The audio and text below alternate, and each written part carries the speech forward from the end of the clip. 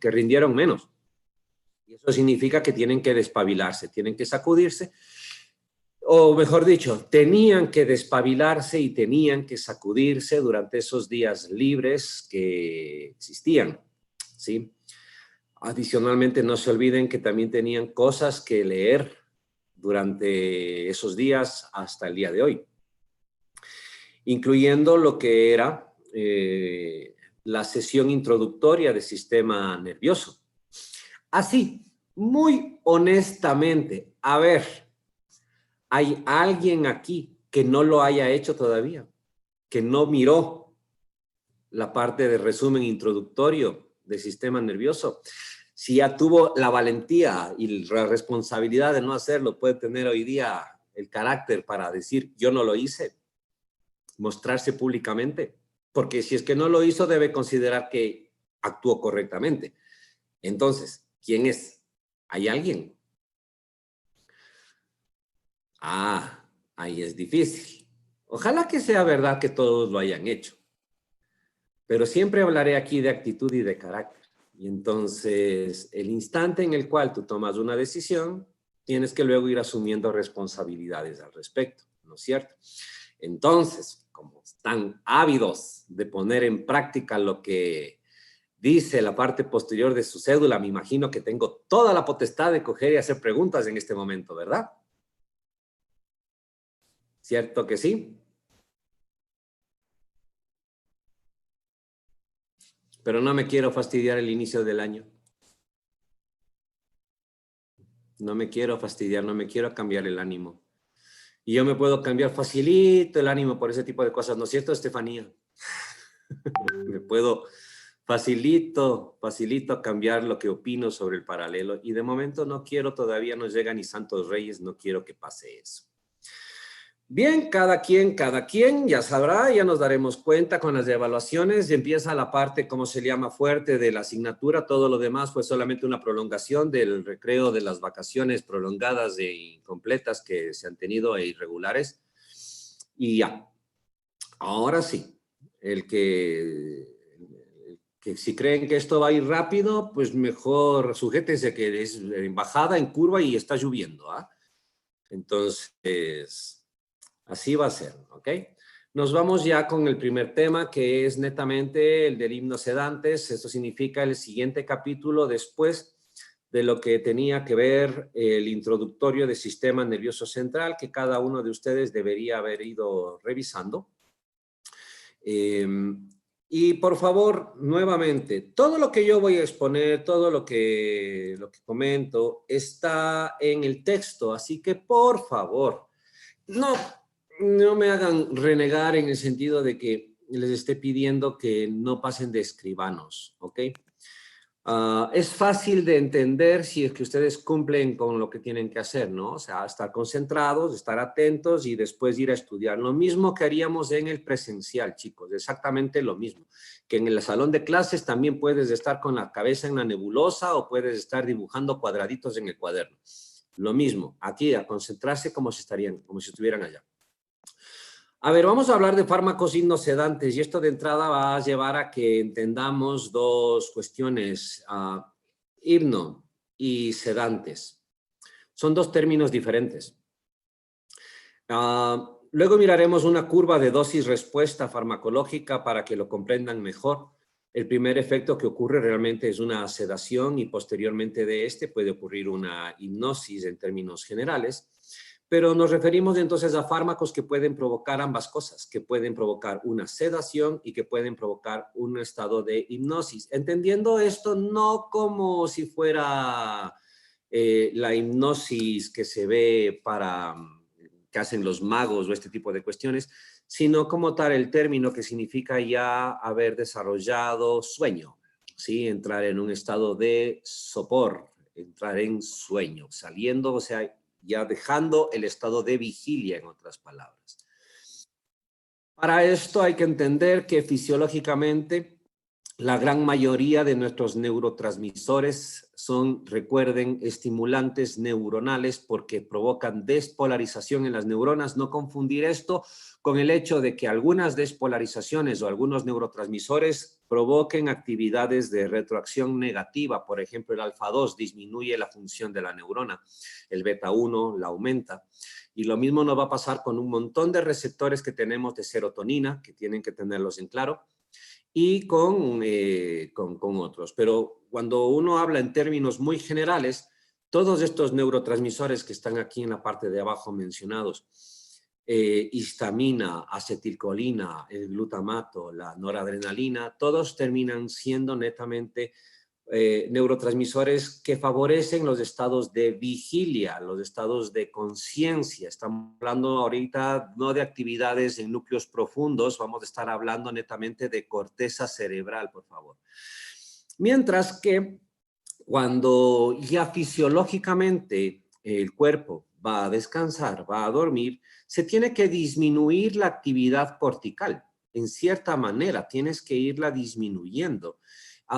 Y esto se va logrando justamente a partir del papel de, no solo del ritmo circadiano, etcétera, sino de un neurotransmisor en concreto que va a ser el GABA. Pero el GABA no solamente participa en el estado de sueño, sino también, luego se lo puede entender cuando se lee la materia, en otra serie de procesos de regulación a través de lo que llamamos las interneuronas. ¿Qué es lo que tenemos aquí? Miremos lo que es la gráfica de la izquierda. En la gráfica de la izquierda tenemos una neurona cualquiera. Podría ser una neurona colinérgica, podría ser una neurona adrenérgica, serotoninérgica, histaminérgica, no importa. Podría ser fibras que son de actividad de pensamiento a nivel cortical, podrían ser fibras sensitivas. Y lo que tenemos es que, claro, los impulsos nerviosos llegan para realizar el proceso de transmisión por liberación del neurotransmisor, despolarizarán la membrana y tenemos el potencial de acción que ocurre.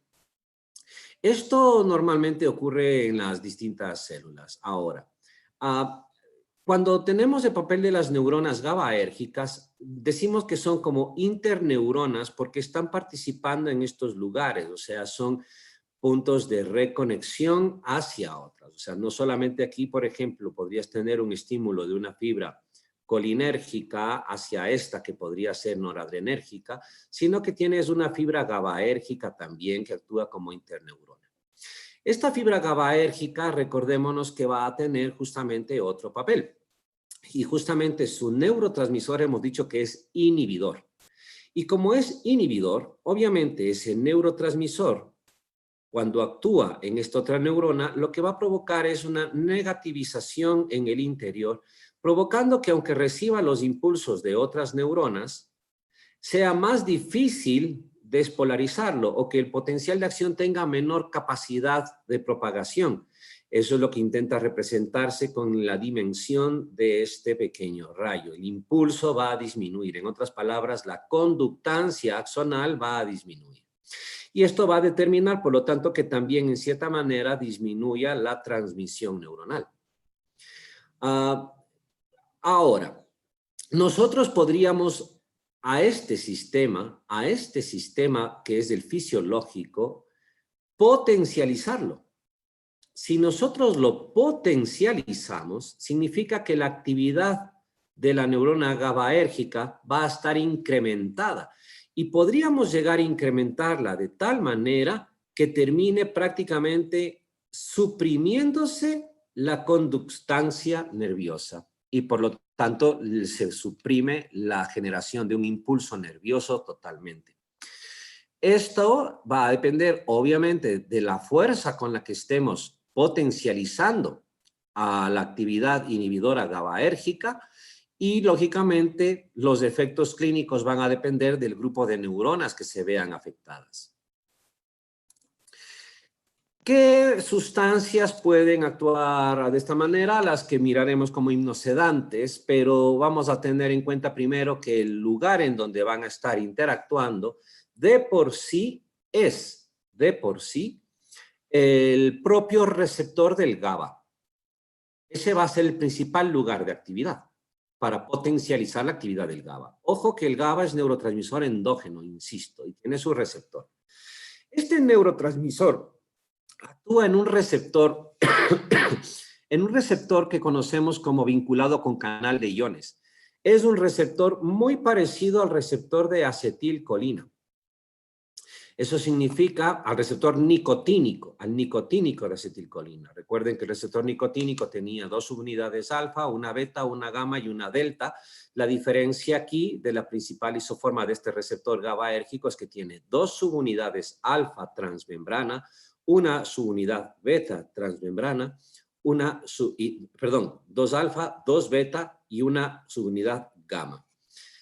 Y deja un canal de iones en el centro que es específicamente permeable para un anión que es el cloro. Y como su carga es negativa, se entiende que el instante en el que el GABA actúa y dónde está el ligando, el punto de afinidad del GABA, el neurotransmisor en su receptor, se encuentra entre las subunidades alfa y beta. Entre las subunidades alfa y beta se encuentra el punto de unión del GABA. Una vez que se vincula aquí, ocurre un cambio en la configuración del receptor, hay un desplazamiento de las subunidades y eso vuelve permeable al ducto para el cloro. No es un canal de compuertas, es un cambio de configuración. Todos quiero que cojan su mano y hagan así. Bien, ahora quiero que las junten a los deditos, ¿ok? Quiero que los junten y lo aprieten, así como está en la cámara. Y quiero que los miren. Muy bien. Su pulgar va a ser la subunidad gamma.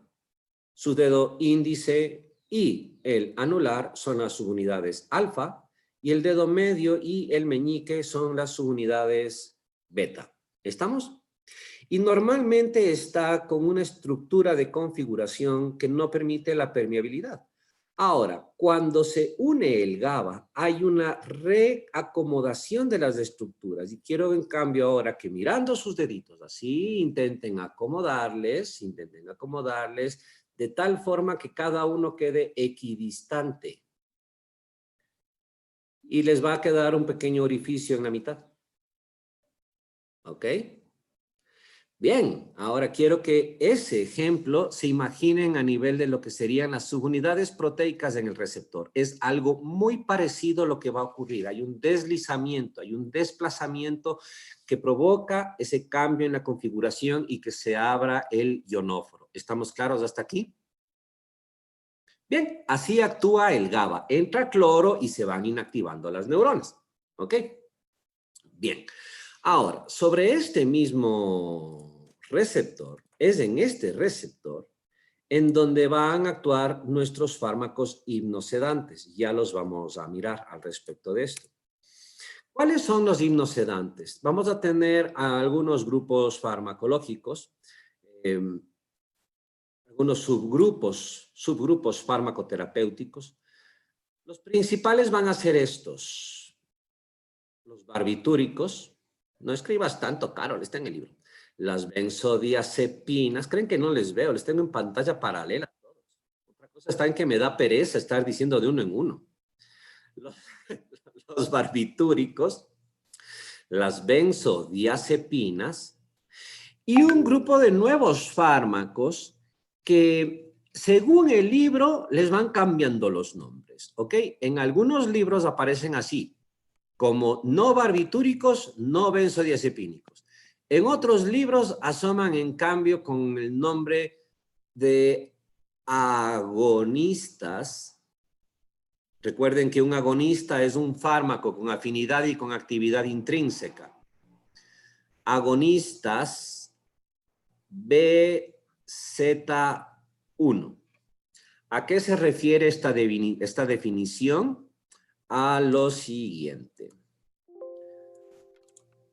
En este receptor del GABA, aquí vamos a encontrar nosotros los puntos de afinidad de estos subgrupos farmacológicos.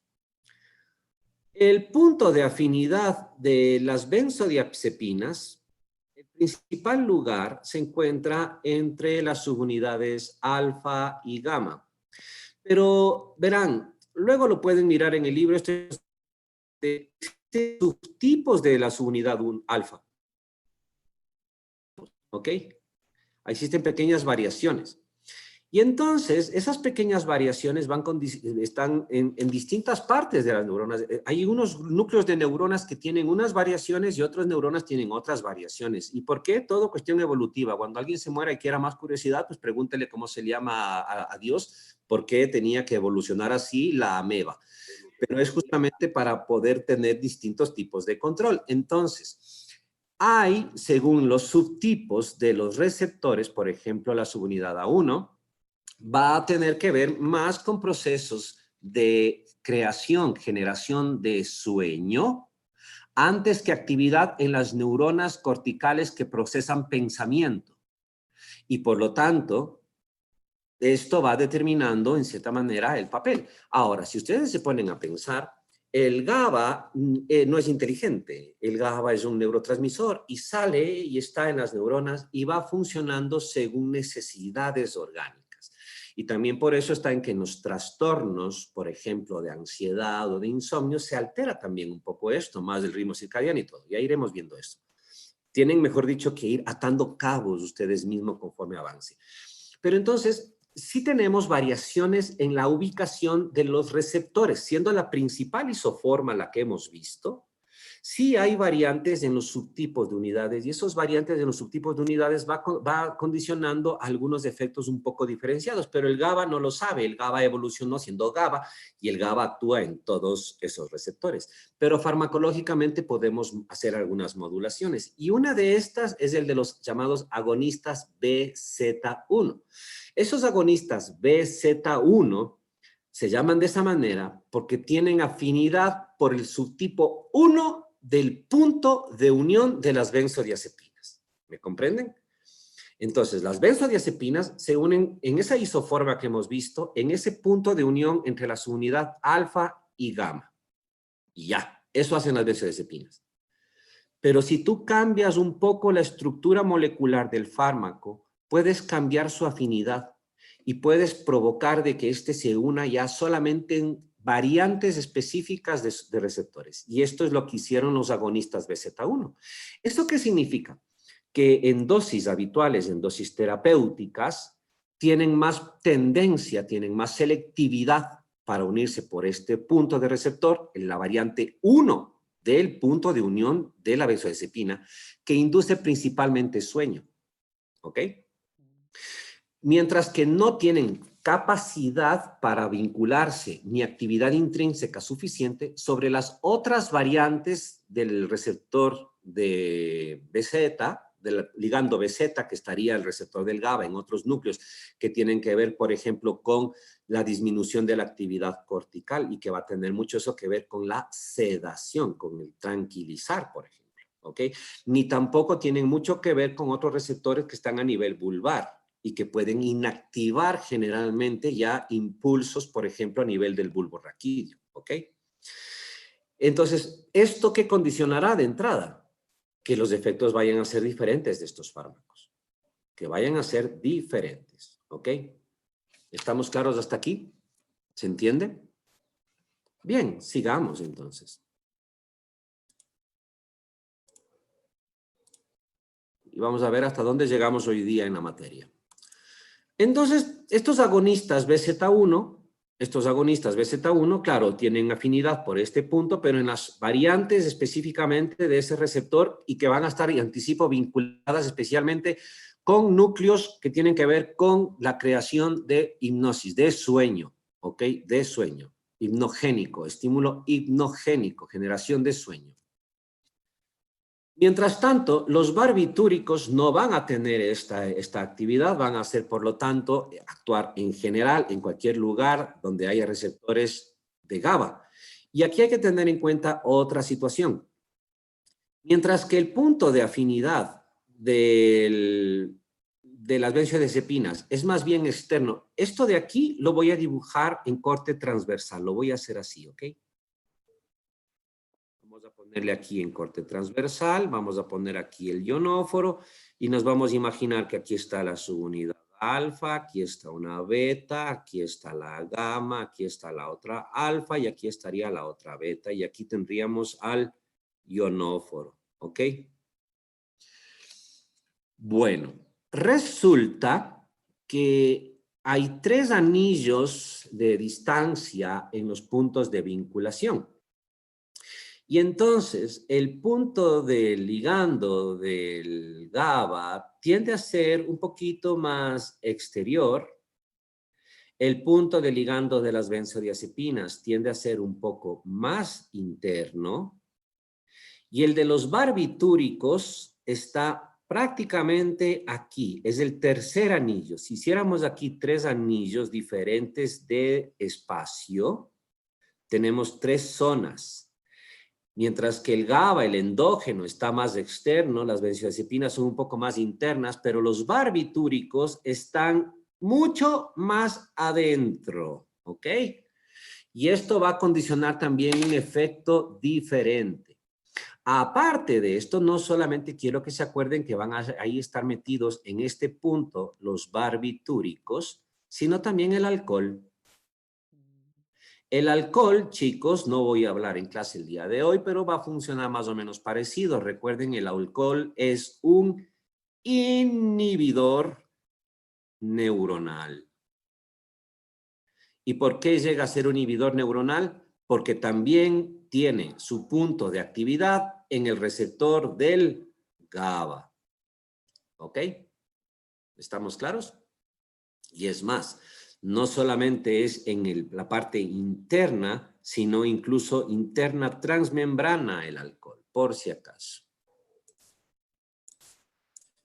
Bien, esto va a ir determinando algunas variantes. Primero, estamos hablando de fármacos que son hipnosedantes. Eso significa que tienen que provocar por lo menos 2 cosas. Sedación y lo segundo, inducir sueño, hipnosis.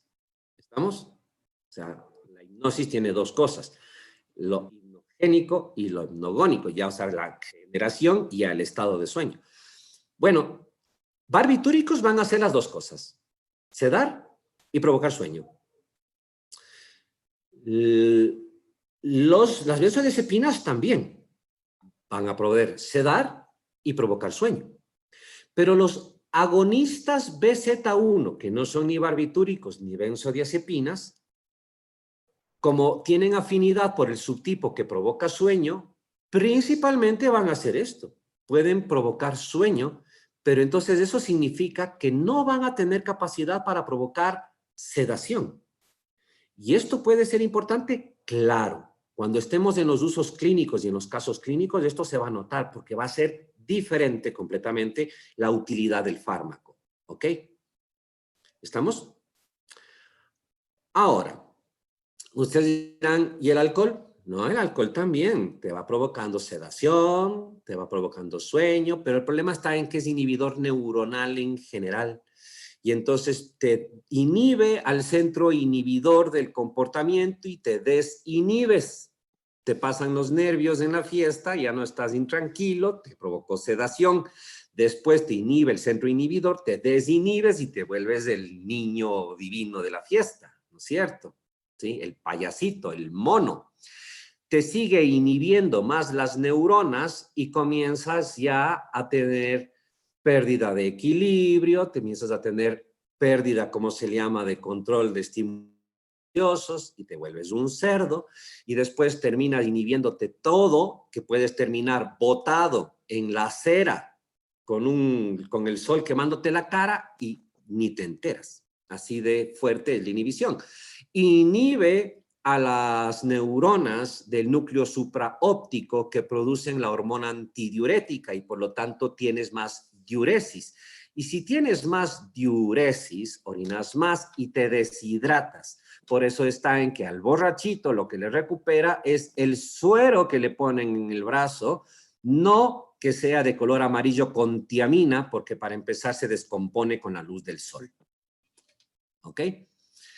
Y así como tenemos estos depresores, por ejemplo, que estamos viendo que benzodiazepinas y barbitúricos hipnosedantes, pero aunque se estudian aquí, agonistas BZ1 van a ser hipnóticos principalmente. Va a haber otros fármacos que no he puesto en esa diapositiva, pero que menciono de una vez, que pueden tener actividad sedante, sin llegar a ser necesariamente inductores de sueño. No se olviden, sin embargo, que todo es un asunto dosis-respuesta. Y entonces, entre estos sedantes, a los sedantes, al efecto sedante también se le va a conocer como efecto ansiolítico. ¿Ok? Al efecto sedante. Por lo tanto, estos hipnosedantes que hemos mencionado hasta aquí, excepto los agonistas BZ1, son ansiolíticos. Van a servir entonces también para la ansiedad. ¿Ok? Pero podemos tener otros que son sedantes sin ser hipnóticos. Por ejemplo, si trabajáramos en otro receptor, no lo voy a mencionar en la clase del día de hoy, es parte del introductorio y algo se miró en cuarto semestre. Y si no, lo miraremos después cuando estemos más en grupos de serotonina. Si trabajamos en receptores de serotonina, también podríamos llegar a tener efectos parecidos, sin trabajar en el receptor del GABA. Y entonces algunos agonistas del receptor de serotonina pueden llegar a tener efecto sedante también. ¿Ok? Los antihistamínicos, si bloqueamos al receptor H1, al receptor de histamina, también podríamos llegar a tener un efecto sedante en algunos casos. ¿Estamos claros? ¿Se entendió hasta aquí? Bien. Como no quiero que se interrumpa voy a cambiar la modalidad, voy a empezar a programarle diferente, capaz si es que me animo, pero siempre intentaré mantener esa cosita del consejo directivo. Yo soy bien traumadito con esas historias, pero a veces no me gusta que los temas se vayan a quedar a medias. Y hoy día sí vamos a poder avanzar más en los subgrupos, ¿me entienden? Y le abría la sesión a las 5 en punto esperando que lleguen. Entonces, les voy a pedir, por favor, que me tengan paciencia y hagamos una desconexión, reconexión para poder mirar la mecánica diferenciada de estos fármacos. Hasta eso se preparan un café si quieren.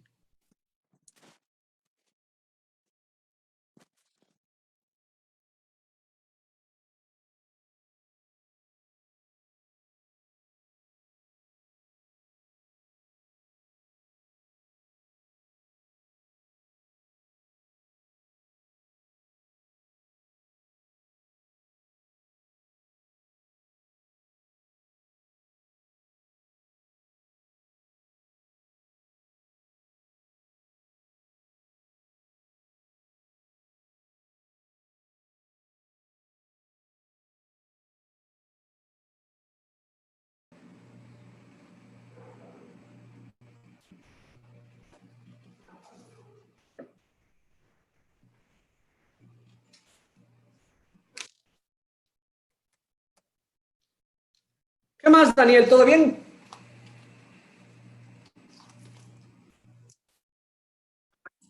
Esto es como tener receso en clases. Es como tener recesos.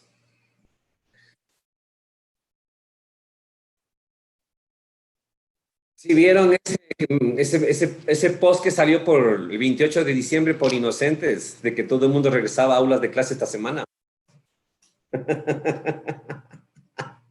Más de uno pegaron gritos. Y ahí yo digo, se quejan por lo uno, luego les dicen lo otro, también se quejan por lo otro, ¿no? O sea, ¿cuántos son el paralelo, Daniel? ¿19 o 20? ¿Cuántos son ustedes? Somos 37, me parece. Ah, entonces no estuve ni cerca. No me fijé cuántos estaban antes reunidos. No me fijé. Así que bueno, hasta que los otros vayan llegando, vamos entendiendo este tipo de cosas, ¿no? Ahora, con lo que vamos a mirar ahora, que vamos a estar mirando curvas dosis y respuesta, es que van a acabar de entenderlo. Aquí también hacía frío, yo estaba enchalecado y más bien ya me dio calor por estar haciendo las clases. Aquí también igual me canso que como si estuviera en aula de clases yo. Y por cierto, esto que alguna vez les decía, la ventaja, ¿cómo se llama de estar así en virtual? Vean, si es que quieren tener su café, por Dios, tengan su café. No me vendrán con chorradas de que, ay, no, qué bochorno está con un café, no me jodan. Sí, o sea, yo estoy con un café y mientras más cómodos se sientan, a mí no me interesa. Lo que me interesa es que estén atentos y concentrados y despabilados haciendo las cuestiones. Ahora, si es que están en ropa interior y se van a levantar, eso ya es problema de cada uno, ¿no? O sea, como han pasado en tantas situaciones pandémicas que circulan como noticias ahí, ¿no? ¿Qué les estaba diciendo? Ah, sí, ¿no? Que se sientan a gusto. Además que ya hasta hubo lo de Navidad, ya se cantó, ya me hicieron cantarles, ya pasé de bochorno de cantarles, entonces ya. O sea, no me vendrán ustedes con que, ay, no, qué raro, qué agrio que es el doctor, no me joderán, ¿no? Lo único que tienen que hacer es dedicarse a leer y estudiar como les pido. Es todo lo que les pido, no les pido más, ¿ok? De ahí vean, siéntanse cómodos. Bien, vamos a seguir mirando esto y vamos a entender, no es muy complicado y vamos a ir cogiendo más ritmo, confío, porque todavía voy despacito. Todavía estoy yo con aletargado de final de año, creo. Bien, barbitúricos, benzodiazepinas, no benzodiazepinas, antihistamínicos, agonistas serotoninérgicos, vamos a tener entre los fármacos de estos grupos, pero vamos a concentrarnos primero en estos. Ya vamos a mirar la estructura química. Una ventaja para ustedes, en cierta manera, es que el libro no les molesta ya demasiado con algunas cuestiones que suelen estar en textos más clásicos, pero hay detallitos que más por conocimiento general a veces yo menciono, no por historia. Quiero que miren aquí esta estructura química, ya la vamos a describir después. Esta es una forma molecular diferente a esta de acá. Esto que están mirando aquí, obviamente, es un barbitúrico y esto de acá es la estructura clásica de una benzodiazepina. Y quiero que miren acá que vamos a tener a los agonistas BZ con una estructura que no es similar a esta, pero en cierta manera tiene algunos componentes similares, ¿ok? Similares. Ya miraremos los principios activos. Bueno, los barbitúricos están entre los fármacos más viejos que tenemos en farmacología. Todos los barbitúricos, toditos tienen este componente básico que es lo que llamamos el núcleo barbitúrico, que aquí en este carbono realmente tiene generalmente un azufre que le da la característica de tío.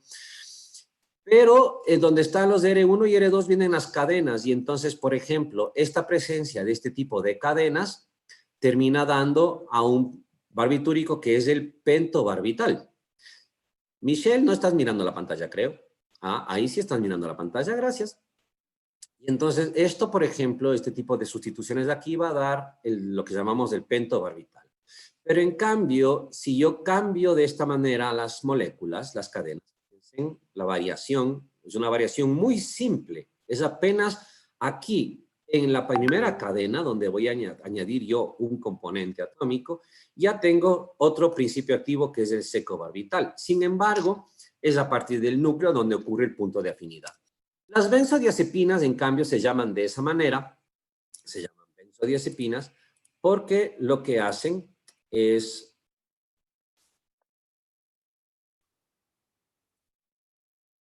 ¿Estoy proyectando pantalla?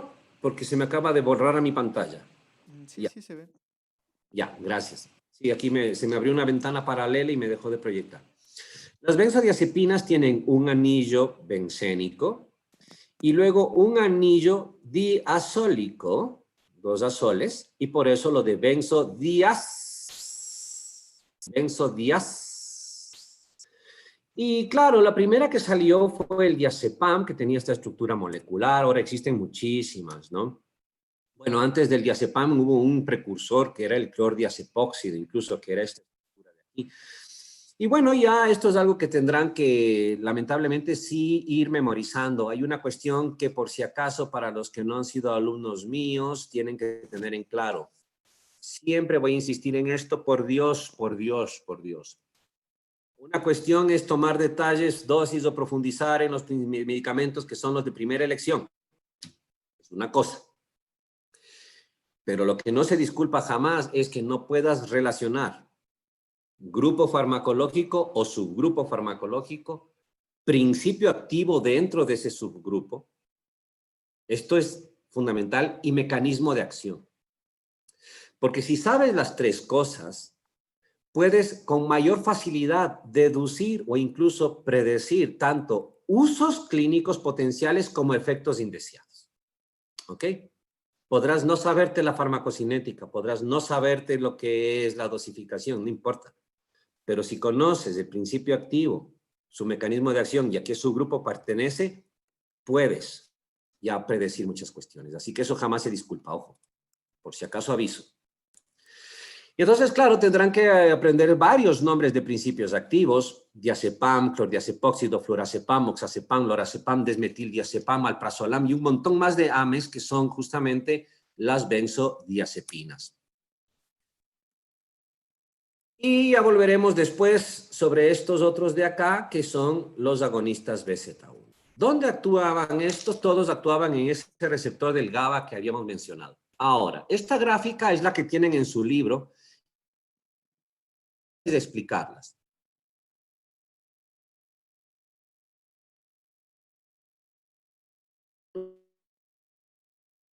Isoforma. Estos puntitos son aniones de cloro, o sea, los que tienen carga negativa y que sabemos que tienen. Cuando el canal está cerrado, simplemente no penetran, obvio. Cuando el GABA se une, aquí está representado en un triángulo, cuando el GABA se une a su receptor, hay un flujo de cloro. ¿Okay? Hay un flujo de cloro. Si nosotros utilizamos, aparte del GABA, potencializamos el efecto con una benzodiazepina, vamos a tener mayor flujo de cloro. Y si es que nosotros utilizáramos el GABA con un barbitúrico, el flujo es incluso más grande, es más fuerte y más intenso. Verán que siempre estamos hablando del GABA. ¿Por qué, chicos? Porque el GABA es un neurotransmisor, siempre está presente, no desaparece del cuerpo, no desaparece de las neuronas. Gracias al GABA, los fármacos lo que hacen es potencializarlo. Ahora, ¿por qué esta potencialización es diferente? ¿Por qué mucho más intenso el flujo con el barbitúrico?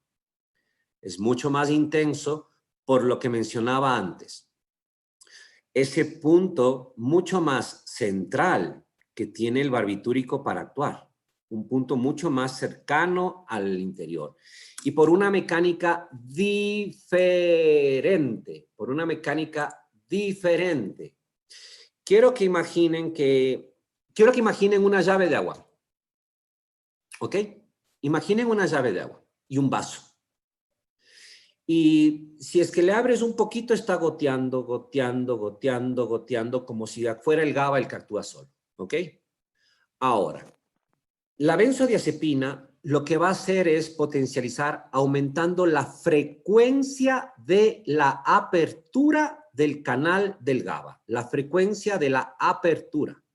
¿Eso qué significa? Que el canal, este ionóforo que mirábamos que se abría, en lugar de abrirse a un ritmo más despacio, se va a abrir más rápido. Es como que tú abrieras y cerraras la llave muchas veces muy rápido, ¿ok? Quiero que imaginen que esto va a provocar un tipo de llenado, ¿en dónde? En el vaso. Pero los barbitúricos, al estar más centrales, no solamente facilitan la actividad del GABA, sino que provocan que el ionóforo permanezca más tiempo abierto.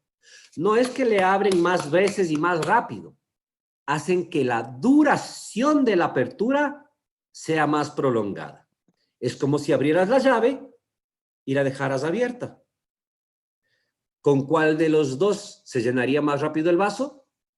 Con los que dejas más tiempo abierto. ¿Se entiende esto?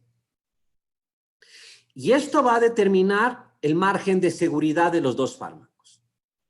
Adicional a lo que estoy mencionando, para mala leche de los barbitúricos, y por estar tan cercano su punto de afinidad, tan cercano al centro,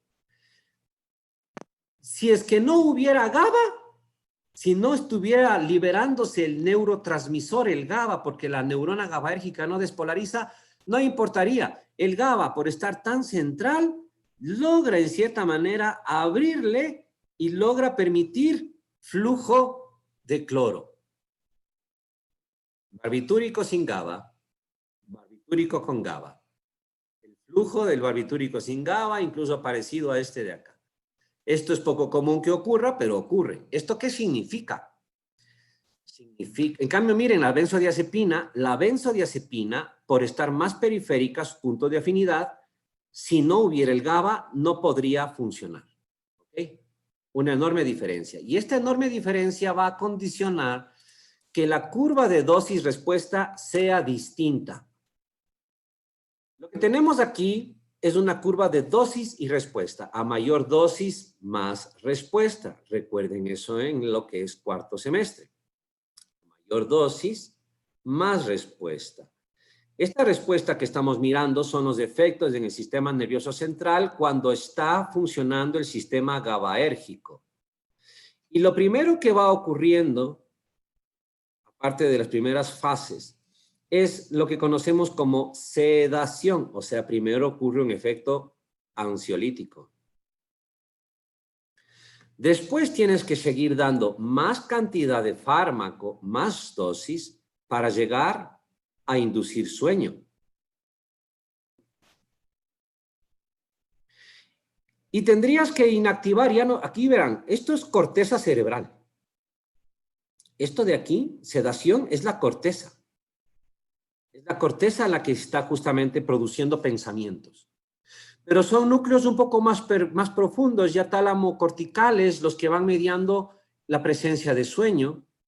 Y tendrías que terminar desconectando las vías tálamo-corticales para llegar a tener anestesia.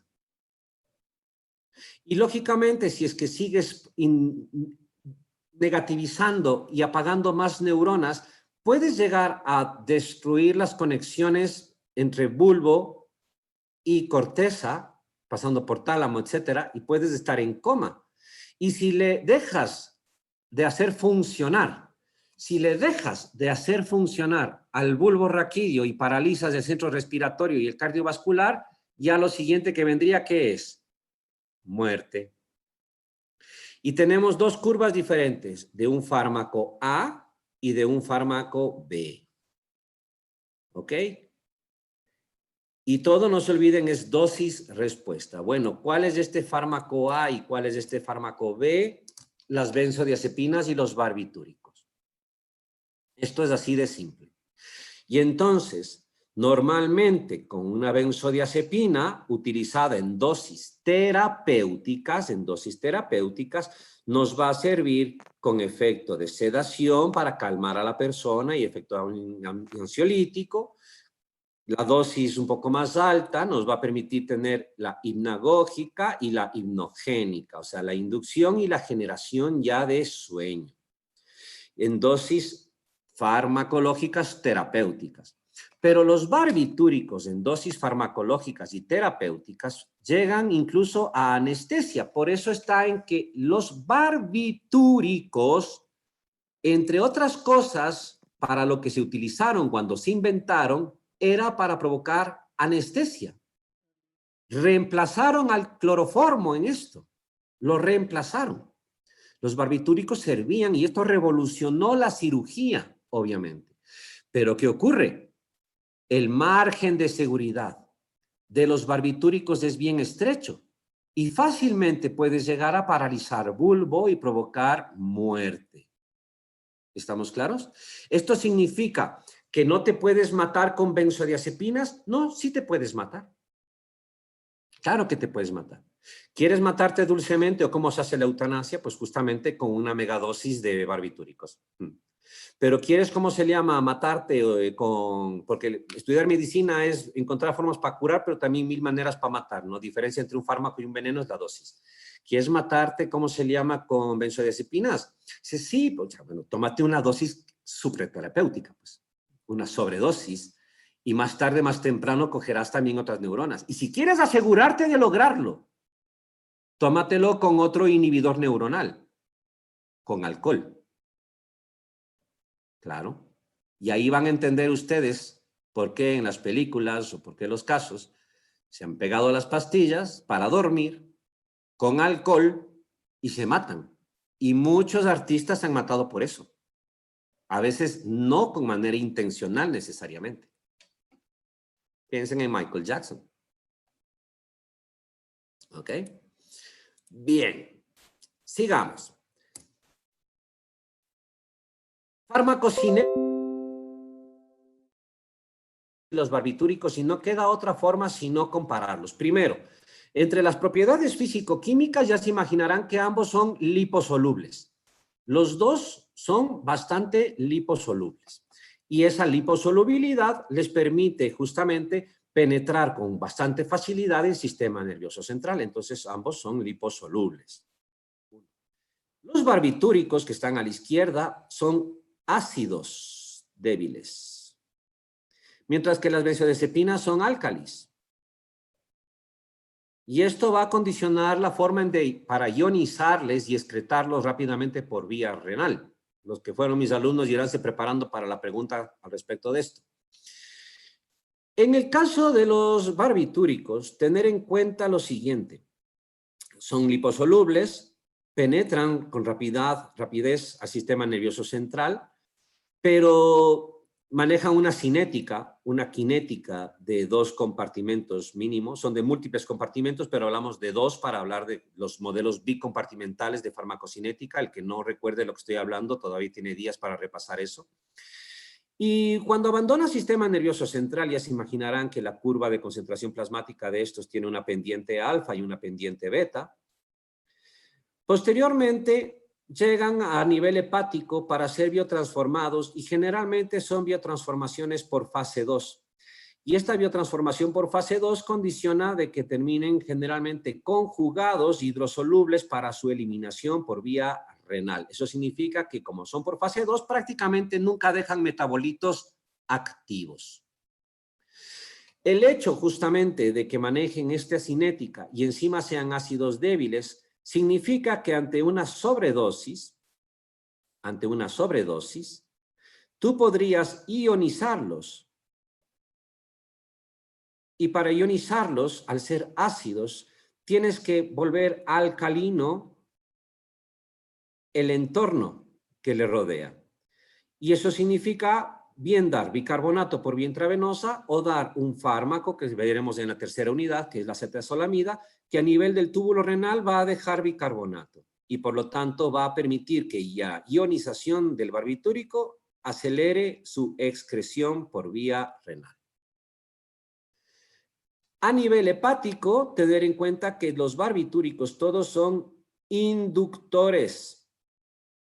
Todos son inductores enzimáticos amplios. Eso significa que van a acelerar la biotransformación y disminuirán el tiempo de desinhibida plasmática de otros fármacos. Mientras tanto, las benzodiazepinas, aparte de que son álcalis, también tienen una cinética de 2 compartimentos, ¿ok? También tienen una curva alfa y beta en la pendiente. Pero estas benzodiazepinas, según el tipo de principio activo, como se biotransforman sobre todo por fase 1, van dejando múltiples metabolitos activos, metabolitos que también tienen liposolubilidad y que también pueden llegar a actuar.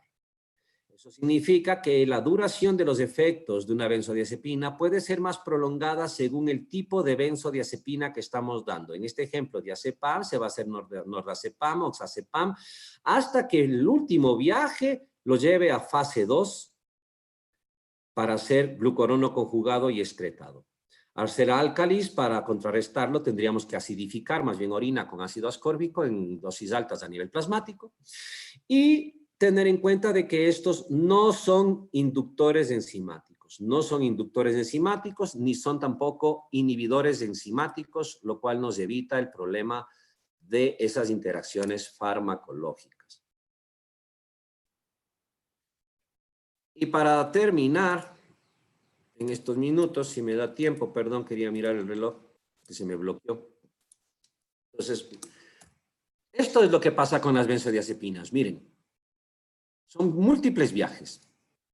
Aquí tenemos un profármaco que es el clordiazepóxido, que por sí mismo no es activo, y el clordiazepóxido o el cloroacepato, que también es inactivo. El clordiazepóxido primero se hace desmetilclordiazepóxido, este se hace demoxepam, este se hace desmetildiazepam. Diazepam, después de ser norazepam, va a ser también desmetildiazepam. Aquí hay pasos intermedios en este. Clorazepato se transforma en desmetildiazepam. El desmetildiazepam va a tener un viaje intermedio antes de hacerse oxazepam. Y recién el oxazepam va a ir a fase 2 de conjugación. Pero en cambio hay otras benzodiazepinas. Esta es una gráfica de Katzun. En su libro tienen una que es más compleja, si no me equivoco. Hay otras benzodiazepinas, como el alprazolam y el triazolam, que sufren una fase 1 temprana hidroxilándose y rápidamente se conjugan. Lo mismo pasa con el flurazepam. También se hidroxilan rápidamente y se conjugan. Eso significa que el metabolito activo también va a tener menor tiempo de semivida plasmática. Recuerden esto de aquí. Mientras más metabolitos dejes, más va a durar el efecto de la benzodiazepina. No del original, pero sí de sus metabolitos. Y ojo, muchos metabolitos se comercializan como fármacos por sí mismos. Y acordarnos de este de aquí, del lorazepam, y otro que es el midazolam, que tienen el menor tiempo de permanencia porque se conjugan con mayor rapidez antes de ser excretados. Esto es lo que está en su libro, por eso les pone que la duración de la acción, el inicio de la acción, es bastante rápida para todos estos principios activos.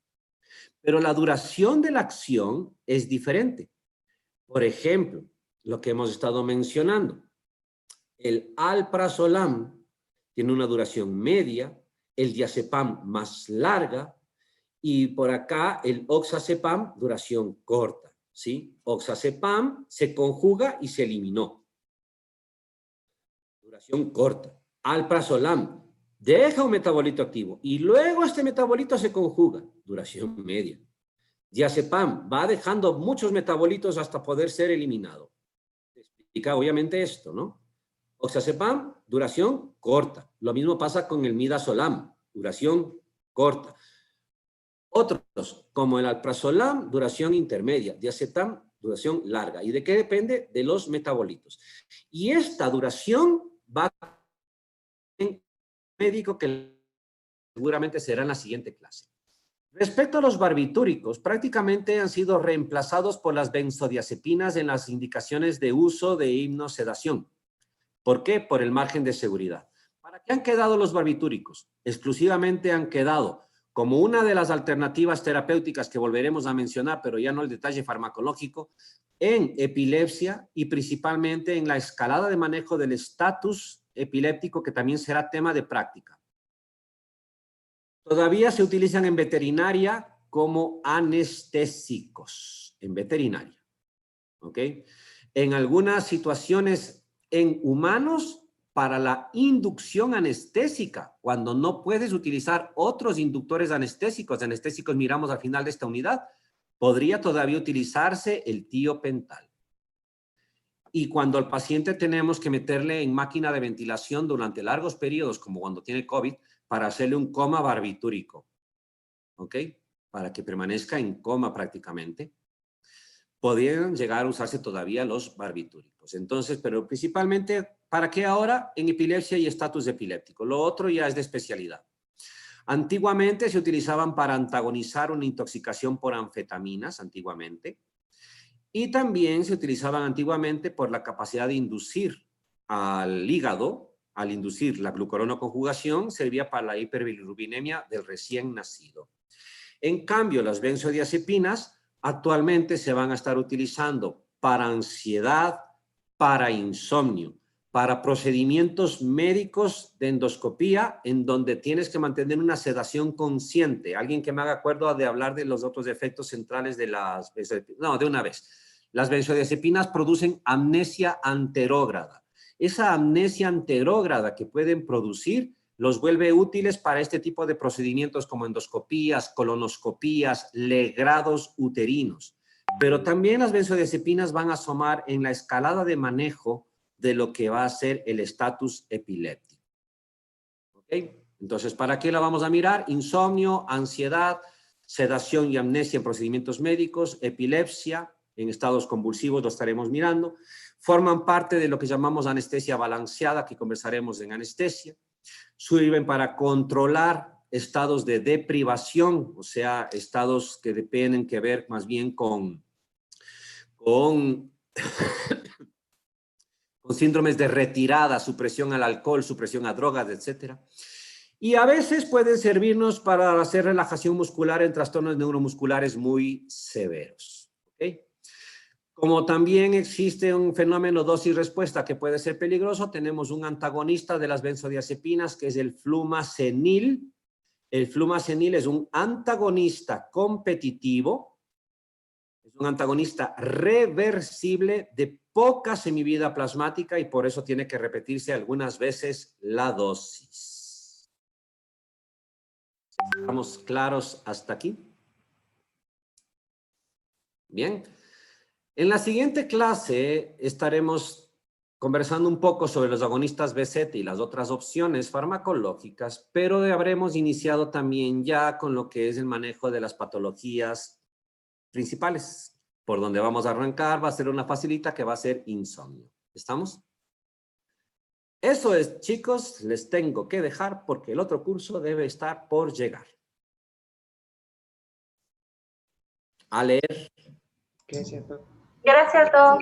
Gracias, Doc. Gracias, Doc. Gracias, Doc. Algo. Mañana. Nos vemos, Doc. Espero que se haya aprendido algo. Chao, chao.